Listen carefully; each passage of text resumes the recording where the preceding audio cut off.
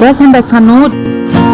Дөржин боловчтой миний уран зохиолын тухай ярилцдаг дараагийн подкаст маань эхлэхэд бэлэн боллоо. Энэ удаагийнхаа подкастаар Өмнөд Африкийн Бүгд найрамд улсын зохиолч Надин Гордимерийн 6 тохой газар хэмээх өгүүлгийн төврийг ярилцах гэж байна. Тэгээ баска битээр ярилцах гэж байна. Сайн байцгаана уу?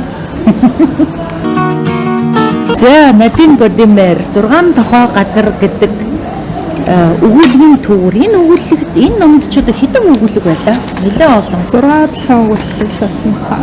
7 өгүүлэг юм байна. Англи хэлнээс сугар аригчаа орчуулсан гэж байна. Орчуулга бол маш гоё байсан. Өстой гоё өстэй. Тэ. Энэ 7 өгүүлгээс манай баскад хамгийн их таалагдсан ямар өгүүлэг байна аа?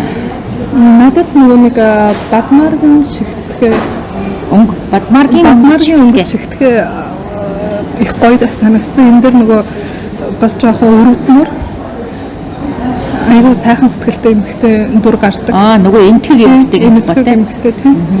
Тэгээд сайхан сэтгэлээсээ болоод баг тэгээд шорон торгцчихдаг шүү дээ. Тэгээд бас хотын амргууд, хөдөөний амргууд хоёр бол бас гоё байсан. Тийм. Энд сонгогдсон энэ 7 өгүүлэг бол ер нь долуулаа шал өөр тэгээд бүгдээрээ сайн өгүүлэг байсан. Тэгээ бүгдээрээ цаана их нарийн утга санаагаас агуулсан тий. Жохон бодмоо. Тэгээд Африкийн тухай ерөөсөө ямар ч ойлголтгүй явснаа энэ номыг уншаад ойлгосон. Харин тэгээд 6 тохой газрын дараа энэ дэхтэй айгүй болгон сүлтэй ном. Араасаа дагуулад нэг документ, 2 кино бас өчтөчнөө тэмдэглэл үзүүлчихдэг. Тэгээ Африкийн тухай бол нэлээд мэдлэгтэй болсон тийм. Африкийн тухай харьцангуй ойлголттой болж авсан. Их л өрөвдмөр аж амьдрал тулсан хүмүүс үлээ. Африк хүний зовлон тэр ард түмний одоо колоничлалын зовлон бол яг ясмаханда одоо мэдэртэл бол үзэж байгаа нэ киногоор бол бүр улам илүү одоо мэдрэхэр юм бэлээ л дээ. Гэтэ энэ дээр болохоор зэрэг яг одоо ингээ гоншигноогүй мөрт алган дээр дэлгээл үзүүлчихэж байгаа байхгүй. Тэгээ яг тэр баатруудын зовлонгоор одоо колоничлал гэж ямар айхтар муухай балиар юм байдгийг гэдгийг ойлгохоор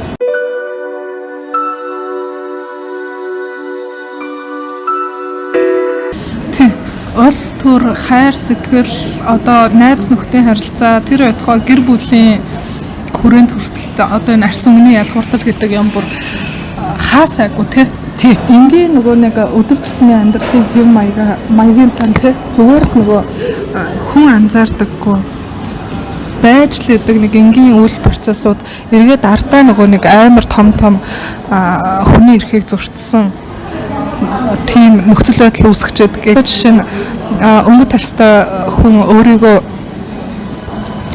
харуудаас арай дээгүүр гэж боддог жишээг тий. Амьдрал дээр бол ингээ харилцаан дотор амьдраад нэг нийгэмд нэг улсад нэг хотод ингэж оршин суугаад байгаа боловч нэг цаанаа нэг дотроо би энэс дээгүүр энэ надаас доогуур гэсэн тийм үзлэн яваад байгааг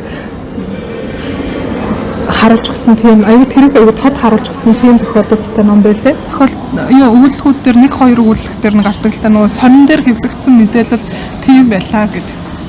Тэгээд тэр бол дандаа нөгөө нэг цаагаараа нэг Африк хар арьстай болсон хүмүүсийг ингээд доогуур одоо ингээ баг хэрэг мэдвч байх ёстой гэсэн нэг тийм утга агуулмжтай мэдлэлтэй шүүх хурлын шийдвэрүүд нь тийм бүгдээрээ шудрагууд бүгдэн дээр нь өнгө тарснууд дандаа ялагдчих واخ. Тий. Ерөөсөө бүр үнэхээр нөгөө нэг зөвхөн системээс нь болоод тэр байгалийн баялагт нь шонсон шонлаас болоод энэ хүмүүсийг хүн биш юм шиг харцдаг тийм амар дарангуулалт олон зуун жилээс ард түмэндээ л өрөвдмөр тийм билээ. Номыг ингээд дөнгөж эхлээл 6 тохой газар гэдэг чи ерөөсөө учрыг нь ойлгохгүйсэн чи тэр эхний өгүүлэг бүр амар зураг ширхэрмаар тийм. Хүнийг оршуулахад доош нь 6 тохой газар тийм бүшний нүх ухтгийг нь тэгээд 6 тохой тийм 6 тохой чинь тэгээд метр 80 орчим яг тийм авс хийдэг байгаа хгүй. Цагаан арьс авгаа нөхөр хоёрын ажилтан нэг залуугийн гол газраас ирсэн анхны сурчдаг үлээ. Дүүн чөлөө нас сурчдаг. Заавал одоо задлан хийлгэнэ гэд аваа явчихдаг. Дараагаар нь нөгөө нэг шарлаа авъя гэсэн чинь өгдөггүй тэгээ аль хэдийн оршуулсан гэд тэгээд идэг. Шарли чинь тэдэнд хөрөөгөө олох юм бол яг хуу гаргаж өгнө гэж тэгэнгүүт үгүй ядуу мөртлөө бүх хүнээс эргэн тойрныхоо хүмүүсээс зээлээд тэр амар их мөнгийг гаргаж өгч байгаа хөө заавал шарлиг нь олж авна гэх тээ. Дүүгээ одоо хүн шиг оршуулна гэсэн. Цагаан арьстай эзний бүр ойлгодгүй шүү тэр эрх. Та нар тэгээд ийм их мөнгийг төлж чадах юм гэсэн чинь ерөөсөө асуудалгүй төлж чадна гэдэг. Тэгээд тэдний мөнгөний аваад очиж ухуулаад шарлийг ингээл авчруулаад тэгэл тэд нар амар ёслол төгөлдөр оршуулсан чинь авсан онгоолгод үтсэн чинь амар балиар хамаг мөнгөний аваад өөр хүний шарлах гэсэн би. Үнэхээр нөгөө нэг доромжлол нь бүр тэнцсэн тийм. Тэгээд энийг ингээд уншиж хагаад надад тэр хамаатан саднууд тэр нөгөө нэг зарцлаар байна шүү дээ. Тэдний тэр нөгөө хандах хандлага айгу манай монголчууд төстэй санагдсан. Амар тийм халуун сэтгэлтэй айгу гоё хүмүүс байгаа тийм. Юу яа. Тэгээ энэ хамгийн өрөвдөлтөй нь өөрийнхөө газар нутаг дээр тий. Тэр сүүлд нэг баахан цагаан арснууд эрэнгүүтээ шууд боос болоод ядгуурлан гадуурхаж ингэж тамилсан. Тэгээд тэгэхээр л бүр нэрээ арай хэтэрхий шудраг бос байжээ гэж ингэж бодож байгаа байхгүй. Афартед бодлого тэрний эсрэг нөгөө манай Нельсон Манделагаа насныхаа амьдралыг золиослж тэмцсэн баг. Хэдэн жил шоронд байсан бэлээ? 26 жил, 27 жил гэдэг. Нельсон Мандела бол үнэхээр агуу юм бэлээ, тий? Тэр цаанаас нэг ийм амар лаг том аураатай тий. Баргийн хүн нэг халдаад дуугараад их юм ярьж тахааргүй аюу цэгцтэй үгээ их бодож удаан араараас нь хэлдэг тий. Би документыг үзсэн. Тэгээд яг нөгөө амьд яриаг нь сонсдог. Угаасаа аюу өндөр боловсралтай хуйлчгүй юм байлээ шүү дээ. Хэдэн хүний өмнө ингээл гараал ярихад тэр тэнд байгаа бүх хүмүүсийн одоо ихтгэл үнэмшлийг нь төрүүлэхээр тийм мундаг одоо ярьдаг сэтгэл зүрхийг нь зүгээр ерөөсө огшоож чаддаг тийм хүн байгаа байхгүй. Тэгээд тийм хүн л ер нь тэгж ард түмнийг нэг гар шиг зангидсан нэг гар шиг болгоод ингээд удирдаад чиглүүлээд ингээд өөрийнхөө эцсийн одоо тэр хэрэг төрөж. Энэ хүний одоо хүчээр энэ дэглэм бол халагдаж чадсан. Гордимер гэдэг зохиолчийн тухай огт мэддэггүй байсан. Тэгээ энэ номыг уншаад бас подкастнда зориулаад BBC-д болон Al Jazeera гэдэр өгсөн ярилцлагуудыг нь бол үзсэн. Алмазны уурхаан юм жижиг тосгонд өссөн юм байлээ шүү дээ. Еврей, англи гэдэр юм холилдсон юм цустай. За өөрөө цагаан арьстан мөртлөө тэр тийм ихэрхсэн хар арьснуудаас би дээгүүр гэсэн тийм бодлоггүй. Энэ бол шудраг ёс биш. Энэ буруу гэдгийг бүр багаасаа ингээ мэдрээд өссөн. Тэгээд тэрний төлөө одоо дуу хоолой болж явж Нобелийн шагнал 1991 онд авсан юм билээ ш. Уга 1924 онд төрөөд 2014 онд нас орсон, 90 наснда нас орсон эмэгтэй юм билээ ш. Тэгэхээр чинь энэ чинь ерөөсө 2006-7 онд өгсөн гэхээр 80 маягтайдаа л өгсөн ярилцлагууд байгаа байхгүй. Их настай болцсон. Тэгээ өөрөө стенэр айгүй тийм ёжтой одоо инээдтэй ярьдаг жаатай эмэгтэй байлээ. Тэгээ англиар бол айгүй тийм sharp гэдэг юм да. Айгүй тийм хурцаар мөртлөө тийм нэг цаагаараа ёжтой илэрхийлдэг айгүй лаг эмэгтэй байлээ шүү. Та яагаад зохиолчулсан юм бэ? Та зохиолч болох хүсэл мөрөөдөлтөй байсан уу? Тэргээл янз янзын юмнууд асууж байгаа байхгүй. Тэгсэн чинь үгүй би ерөөсөө зохиолч болно гэдэг тийм бодол байгаагүй. Би бүжигчин болох хүсэл мөрөөдөлтөй байсан гэнэ. Тэгээ бүр айгүй дайггүй сайн бүжиглдэг байсан. Би бүжигчин болоогүй ч болсон. Хэрвээ би бүжигчин байсан бол өдөөд би бүжиглж чадах байлцсан байж байгаа шүү дээ. Тэгээ одоо би зохиолч болсон учраас би өдөж ч гэсэн ажиллаа хийгээд юмаа бичиж явж ин гэж байгаа байхгүй. Шинэ карьер биш гэдэг. Тий.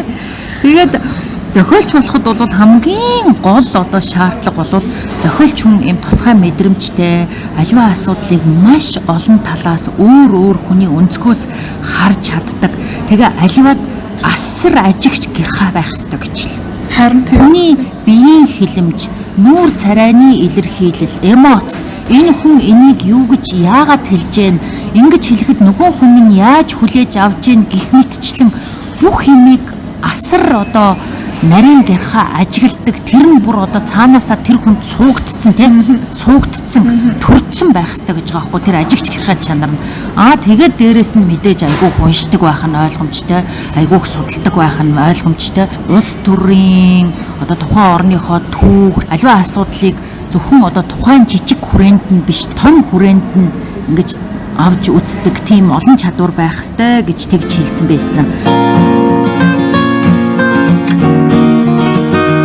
Нобелийн шагнал одоо авах чинь бол бүр ингээ хүний сэтгээгүй юм шиг тийм гайхамшигтай юмыг бичсэн хүнээс гадна их тохиолдолд ард түмнийхээ түүхийг тэр улс төр ёстой хайр сэтгэл тэр бүх юмтай нэгт шингээж дэлгэн харуулсан тийм зохиолчдод айгүй хөөгдөг юм биш үү? Би одоо энэ Надин Гордимерийг уншаад яг тэгж бодлоо. Ямар ч нөгөө эд шид байхгүй. Эд шид байхгүй гэхдээ ерөөсө тэрийг уншихад тэр орны тухай бүх талаас нь нэвч шууд мэдчихэр. Чи мэдэн штэ нөгөө чи юуг уншсан штэ Дөлгөөн дооныг. Дөлгөөн доон бол бас нөгөө хин Шоолхов чинь Нобелийн шагнал авсан байхгүй. Дөлгөөн дооноор авсан юм уу? Тийм дөлгөөн дооноор авсан байхгүй юу? Дөлгөөн доон чинь бас л яг л реалист доон мөрний эргийн эргэрх ард түмний амьдрал ерөөсөө тэгээд тэр Оросын төв бүх юм байгаа тийм. Ерөөсөө бүтэн нэг амьдрал явж байгаа байхгүй. Тэнд байхгүй. Хайр дурлалч байгаа юм. Нөгөө өс хонцнонч байгаа юм. Улс төрнч байгаа юм тийм. Би усаар нь энэ ингээ нөгөө саяхан юуг уншсан. Орхон Памук чинь Туркийн Нобелийн шагнал зохиолч шүү дээ тий. Ганцхан романыг уншихад Турк орн, лалын шашин, ард түмний амьдрал, тэгээд тэр дээгүүр авилгалчид, улс төрн, доогуур гудамжинд исгсэн тараг одоо аягаар нь зараал явдаг хүний тухай л байгаа байхгүй. Тэгээд тэр Турк орны талаарх одоо бараг ер нь 1900-аас сүүлийн 60-70 жил бүх нөгөө нэг Туркийн одоо улс төрд гарсан энэ жижиг дунд бизнес эрхлэгчид зөрүүлсэн хууль эрх бүх юм нь багтцсан байгаа байхгүй. Тэгэхээр энэ ард түмнийхээ аж амьдралыг улс төрийг яг ингээ маш өргөн цар хүрээтэй бүр оюун сэтгхүүтэй бүгднгийн дэлгээд харуулсан тийм зохиолууд бас айгүйх авдаг юм байна гэж би ойлголоо. Яг үү энэ реалист зохиол үзэж байгаа угаасаа нөгөө цар хүрээний хувьд амар өргөн тий. Яалтчихгүй. Тий. Би үнэхээр яг тэр Орхон Памукын тэрийг уншчихгүй чи би бүр Туркийг бүр амар мэддэг болсон юм шиг бүр Турк юмар санагдчих юм чи бүр тэр чигээр тэр нөгөө тахлын үеийн дурлалч гэсэн тийш. Энд чинь ингээл амар ингээл алиалал хэлдэг тийм айгу хөөрхөн характерны эмэгтэй байгаа байхгүй. Гэсэн чинь ингэж хэлсэн. Энэ Нобелийн шагнал зохиолчдоо сагналд дэвшүүлэх хүмүүсийн саналыг нь авдгийн гинэ. Тэгээд тэрийг Нобелийн хороо руу одоо нууцсаар ингээ явуулдаг. Миний өгсөн нэр зохиолч Нобелийн шагнал авсанд нь би өөртөө их баяртай байгаа гинэ. Тэр хоёр нь Гюнтер Грасс, Кензабуро хоёр авсан гинэ. Амар хөөрхөн бол. Тэгээ бид нар чинь бас нөгөө Кензабурогийн хоёр ч зохиолыг уншичаад байгаа шүү дээ тий. Айгуулаа. Тэгээ хоёулаа Кензабуро бол бас реалист шүү дээ тий. Тий реалист. Тийм. Бас айгу содон бүр төсөөр уур амьсгалтай зохиолчтой тий. Тэр нөгөө Ашисера дугсан ярилцлага сурвалжлагч тэгж асууж байгаа байхгүй юу? Яагаад одоо ингээ Африк тэр чигээрээ те авилгалд нефт идэгдсэн юм бэ гэсэн чинь Гордимер ингэж хэлж илээ. Африк чинь те тэр чигээрээ 1656 оноос хойш бүтэн одоо бараг 400 шахам жил дарлагдсан те. Ерөөсөө өөрснийхөө босс байж чад үзээгүй улсууд байгаа байхгүй юу? Тэгээ ингээд 350 жилийн дараа ингээд Африкт колоничлын дарлаас чөлөөлөгдөд өөрөө ингээд цэцлийнхаа эрхийг гартаа авсан ч гэсэндээ нөгөө юу ч байж үзээгүй хүмүүс чинь юутай ч байж үзээгүй ямар ч эрх чөлөөгүй одоо боолын боол босгоны шороо хэм улсуу чинь гинэт дарга болчихор чинь яхаа мэдхэн болоод уучраа болоод юм үзээгүй юм шиг төрдөгч зүртэл авилгалддаг гинэ. Баларсан юм. Тэгээд тэрийг сонсоод 90-ад оны арчсан хувьсгалыг эхлүүлсэн нөхдүүд чинь одоо ингээд төрийн засгийн эрхийг 30-аад жил өвтөртөд байж байгаа нөхдүүд бол бас одоо ерөөсөө юмны бараа хараагүй гуйлагч байж гиснэ ингээ ухаан зүггүй авилгалч болцсон юм биш үү гэж би бодсон шүү. Ер нь гэхдээ нөгөө юу юм л шүү дээ. Бас энэ ганц Африк гэж биш. Янз янзын олон улсын жишээн дээрээс гадны улс орн дайрч орж давталсан тохиолдолд маш нөгөө нэг юм коллектив үүсдэг эрхчлөө эх орн тусгаар тогтнолынхаа төлөө тэмцдэг хэрнээ тэрний дараа яг ингээд нөгөө ингийн нөхцөл байдалтай шилжиж ирэхээр хоорондоо айгүй их тайсан болтго нь байд юм байна шүү дээ. Улс орн хоолуулна гэдэг. Оо яг яг энэ чинь нөгөө нэг бүр ингээд хүн төрөлхтний жишээ тий. Ганцхан манайх биш, Африк биш. Одоо нөгөө нэг би танд нөгөө ярьж байгаагүй Косово гэдэг улсын талаар сая 2008 онд шинээр тусгаар тогтносон. Тэр чинь бас л яг л тийм жишээний л орн байгаа байхгүй. Оо тийм нөгөө нэг Серби, Югославийн нөлөөнд байсан нөгөө орнууд чи бүгдээрээ нэг мундаг тусгаар тогтно гэдсэн тусгаар тогтносоор бүрд авсныхаа дараа бүрд орцсон. Яасан гэсэн нөө маш их хувьдаа зэвсэгтэй байсан улсууд ч өөдөөсөө бууга барьцсан. Мафия болт. Тэгээд мафия усчиж байгаа байхгүй юу маш харамсалтай. Харин тийм.